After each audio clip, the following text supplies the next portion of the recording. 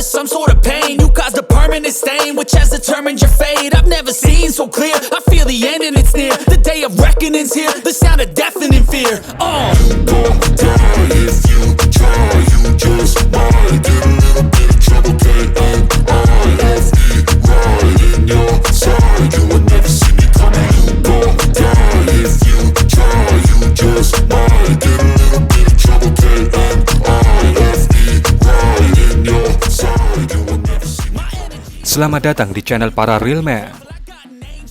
Kembali Anda menyaksikan kabar medan laga, yaitu video yang menyajikan kompilasi jual beli serangan yang terjadi antara pasukan Rusia dan Ukraina dalam beberapa hari terakhir, yang tidak sempat kami buatkan videonya satu persatu. Maka kami kumpulkan videonya menjadi satu video di serial kabar medan laga, atau yang sekarang kita sebut sebagai Kamela. Mari langsung saja kita ke kabar pertamanya. Di video pertama ini, kembali kita akan melihat sambutan dari pasukan Ukraina terhadap dua unit tank Rusia yang ada di desa Tonenke, kota Pokrovsk, provinsi Donetsk.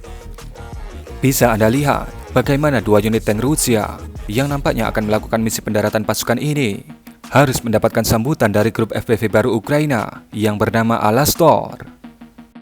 Ya, harusnya pendaratan pasukan menggunakan APC, namun Rusia tetaplah Rusia.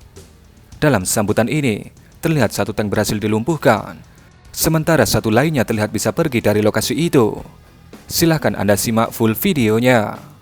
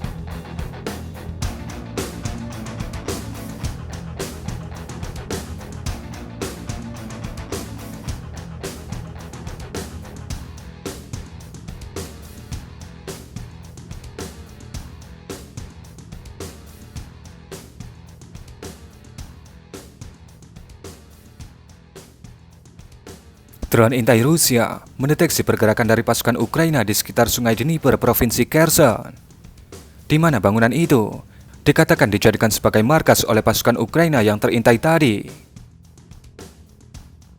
Dan kemudian, boom! Sebuah hantaman yang presisi terlihat menghantam bangunan rumah itu. Dan ketika drone melakukan zoom in, bisa Anda lihat rumah tadi hanya tinggal pondasinya saja. Dan tentu saja, pasukan Ukraina yang tadi bersembunyi di dalam rumah itu, sepertinya mereka terkubur di bawah butiran debu rumah itu. Pasukan Rusia tidak memberikan rincian mengenai wahana apa yang digunakan dalam serangan ini. Menurut Anda, wahana apa yang meruntuhkan rumah ini dengan sangat presisi seperti itu?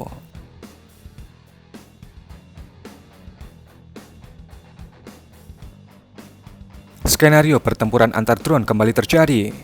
Bisa Anda lihat bagaimana operator drone FPV Ukraina secara tidak sengaja menemukan drone kamikaze Rusia dengan bentuk sayap tetap terbang di atas Sungai Dnieper, provinsi Kherson. Tanpa basa-basi, terlihat drone FPV Ukraina langsung menghantam bagian belakang drone kamikaze Rusia itu. Hasilnya sudah pasti, keduanya meledak di udara.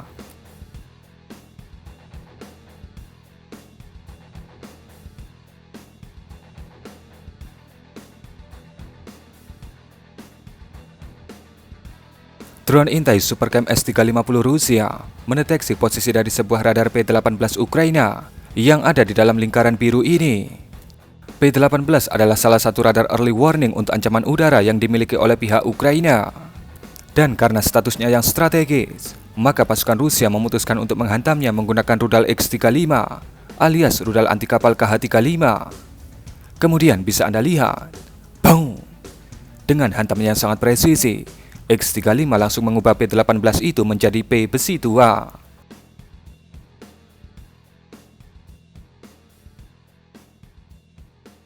Pemasangan kamera termal pada FPV untuk fungsi operasi malam hari nampaknya juga berdampak signifikan bagi serangan pasukan Ukraina. Bisa Anda lihat bagaimana sekitar 5 unit mainan pasukan Rusia dari berbagai tipe yang dikatakan sedang beroperasi atau sedang parkir pada malam hari pada 25 Maret di sekitar kota Bakhmut disikat menggunakan drone kamikaze FPV oleh pihak Ukraina. Dan hasilnya, tentu saja kemungkinan besar kelima mainan Rusia itu menjadi besi tua.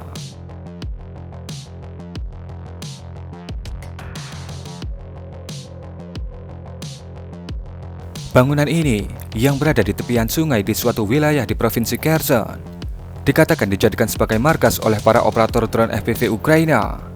Kemudian boom, dan boom. Dikatakan 2 unit FAB-250 menghantam bangunan itu. Dan itu adalah hantaman yang sangat presisi. Tentu saja, dengan hantaman sepresisi itu, mereka yang ada di dalamnya sepertinya harus menerbangkan drone mereka di medan laga berikutnya.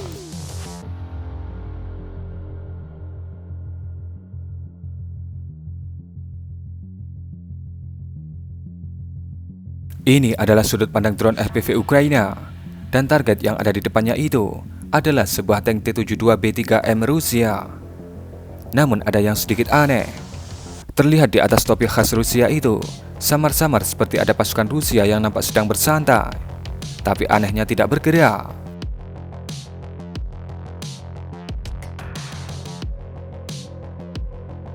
Kemudian bisa kita lihat drone FPV Ukraina dimasukkan ke dalam ruang internal T-72 itu. Dan kemudian boom. Terlihat dari sudut pandang drone intai, T-72 itu menjadi butiran debu setelah ledakan super besar akibat hantaman dari drone FPV Ukraina. Karena kita masih penasaran dengan objek yang ada di atas T-72 itu, maka kita coba mempertajam video ini menggunakan teknologi AI, dan hasilnya seperti pada video ini. Bisa Anda lihat ketika drone mengamati benda di atas T-72 itu, ternyata itu bukan orang, melainkan seperti plat baja yang berdiri vertikal dan akhirnya membentuk siluet seperti manusia.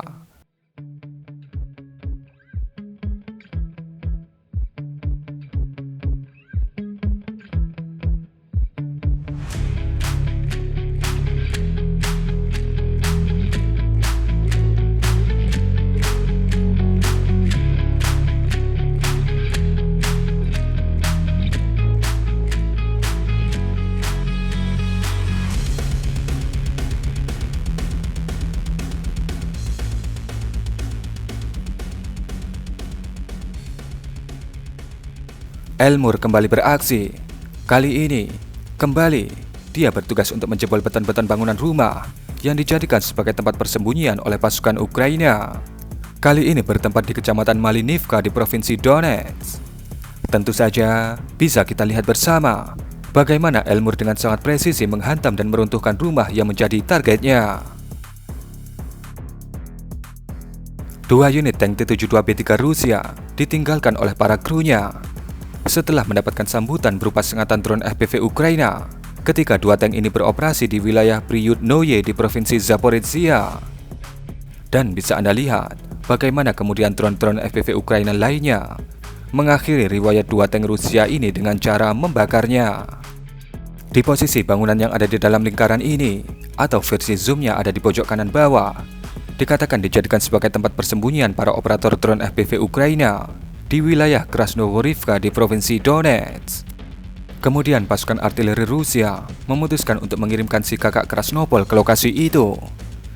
Kakak Krasnopol itu bernama Smelcha, yang diluncurkan dari SPH Jumbo 2S4 Tyulpan. Jika Krasnopol mempunyai kaliber 155 mm, maka Smelcha punya kaliber 240 mm. Karena Smelcha sama presisinya dengan Krasnopol, maka bisa Anda lihat pada video. Boom! Dan karena ini 240 mm, maka daya hancurnya pun terlihat sangat mengerikan. Presisi dan sangat mengerikan. Dan sebelum videonya berakhir, kami ingin mengucapkan terima kasih kepada teman-teman semua yang sudah memberikan support lebih kepada kami dengan sawerannya pada Senin 25 Maret kemarin. Terima kasih untuk Om Public Politico, Om Najmuddin, dan Om Deddy Irawan. Tentunya ini sangat berharga bagi kami agar terus bisa semangat memberikan kabar terbaru dari garis depan Ukraina. Dan kurang lebih seperti itulah Kamela edisi Selasa 26 Maret 2024. Berikan komentar Anda.